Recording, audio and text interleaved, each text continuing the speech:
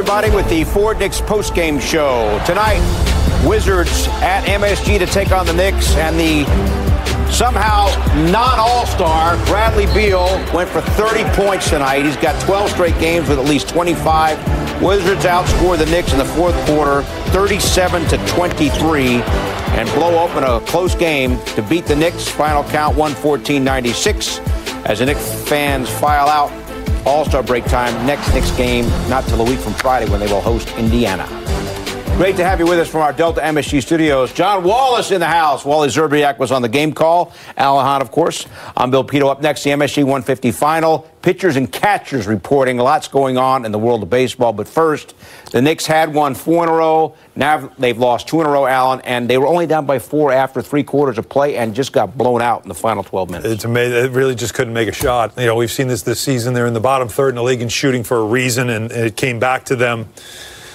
They went 1 for 10 from 3 in the second half. And this 3 for 23 that they shot in this game is the worst since 2014 when they went. And they've never done this before in franchise history. 3 of 24 they were in that game, 3 of 23 in this game. So it's a historically bad shooting night for the Knicks. Came at a terrible time, John. But, you know, as you and I talked about at halftime, it was the turnovers in the first half that, even though the Knicks had the lead, it was a pretty sloppy game. 22 turnovers. 29 points were scored off those turnovers. The shooting is one thing, but the turnovers were a major issue, too. And that's the game right there. You can't give a team that many more possessions than yourself. You're shooting yourself in the foot, giving them possessions, giving them the energy, and taking the energy from yourself, especially on the plays when you're trying to cut through and they're throwing passes and they're getting stolen. Yeah. You got to get back on defense and not give up easy layups. You got to make them score against a set defense. You know, when you 2 things should happen in the turnover, which Van Gundy used to tell us.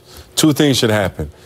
Either you steal it back or you commit a foul, which means they have to take it out on the sideline. Now, you don't want to get a committed foul if you're like in foul trouble, but right. it makes you take care of the ball. You don't want to turn it over. So you pass fake, make sure the passes are open, but just simplify the game, make the simple plays sometimes. All right. Knicks were down, Alan, after 3 quarters, 77-73.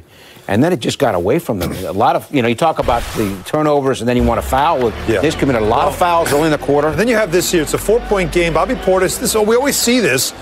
You block the shot, the buzzer. He throws it back. And they threw him out of the game. He shouldn't have got thrown out the game for that, though. Zach Zarba felt like that was enough and threw him out. It's bizarre, but anyways. Then Bradley Beal got it going. He had a quiet, he didn't have a quiet first half. He wasn't making threes, but he walked into that one, and you know how it is, John. Once you make one, they seem to come in bunches for those scores. And I mean, he knocks down those there. He's a 2-time All-Star, so that's what he's going to do. Eventually, and then, of course, you have that where you have to pay so much attention to him that Jan Mahimi gets the dunk on the break. And then here, this was a tough one here.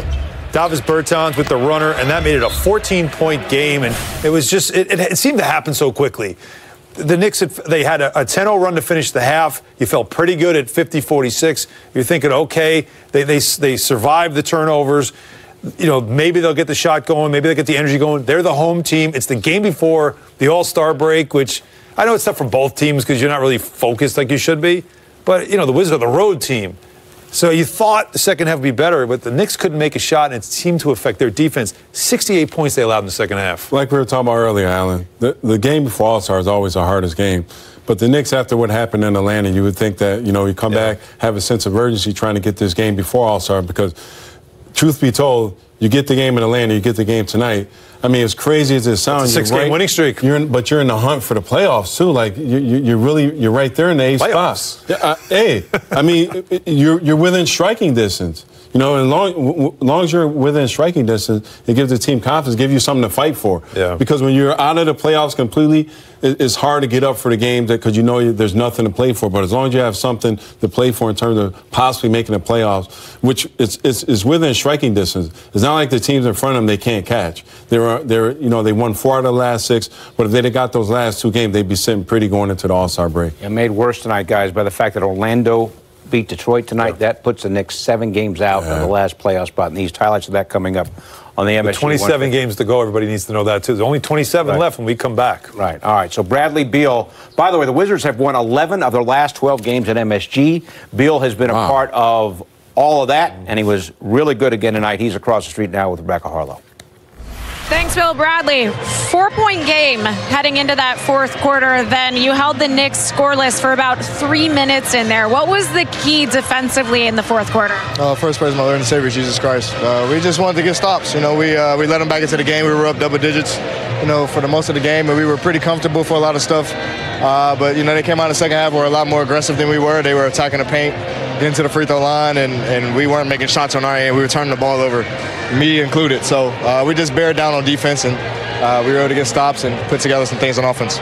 You certainly fixed the shot problem in the fourth quarter. I mean, once again, you take over like you do so often, but it looks like early you're trying to get your teammates involved, and then you just put this team on your back. Is that your mindset? For sure. I know I come out every night. Teams are going to double me. They're going to give me different looks. So I try to come out and just try to play the field and get a feel for how the game is going. I'm always going to be aggressive, but I know I got to get my teammates involved, and I know when they see a few go down, their confidence is up, and I'm always confident in my game and knowing that I can get it going at any point. So, I was thankful that I got my shot going late, but I got to get it going a little earlier than that. You've had to work so hard this year to get your team to this point, dealing with all of the injuries, but now here you are. You're in a good position, just 3 games out of that last playoff spot.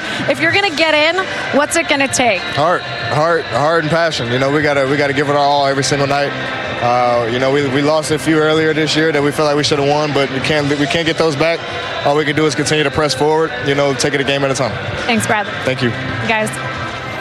All right, he averages 29 points a game, guys. He has the highest scoring average of anyone in the history of the NBA not to make an All-Star game. Look, I think the coaches sent a message. They were talking about, for reserves anyway, the voters didn't vote for him. And the coaches who make the decision on the reserves, you could see all of the reserves that were chosen. The only one that came off a team with a losing record was Brandon Ingram off the Pelicans. Other than that, everybody else was coming off winning teams. And Ingram is in the West, and they think, the Pelicans actually could make a push still. But Beal has been carrying this Wizards team that a lot of people thought wouldn't have a chance to compete. And as you heard Rebecca say, they're 3 games out of a playoff spot. What he's done this year to keep them relevant and keep them competitive. They've been decimated by injuries. You would think could be rewarded, or maybe should have been rewarded. He's a 2-time All-Star, and they opted not to bring him in. It's just shocking that he's not an All-Star. Like you said, Bill, 29 points a game, the highest average to ever be going into into the All-Star break to not make the All-Star game. It's just, like you said, they're sending a message, I guess, that they're not going to reward someone on a losing team, right? And I guess the old adage is, it's easier to get numbers on a losing team, right? And if you was on a winning team, your numbers would be a little bit less. And so I guess it's a little skewed. But, you got to reward someone who's playing that well, and he's already been a 2-time All-Star. Right. All right, so Beal won't be part of the All-Star weekend. R.J. Barrett will be part of the Rising Stars Challenge game. And tonight, he played pretty well. Didn't shoot really well, but did put up 16 points and 5 rebounds. We talked about it at halftime, right, John? The way he was staying away from the outside shot. Mm-hmm. He's 19 years old, and yet he can get to the basket. He was showing that in the first half, that he can get to the basket, draw contact, and finish at the rim, despite the fact that everybody knows he's not going to take the shot from outside. What does that say about him? He's deceptive with his handles. He handles it well enough to get to the basket, and you have to respect him enough to get up on him because he can knock down the shot. And once he pulls you in, he's able to get by and finish at the basket through contact, getting 3-point plays.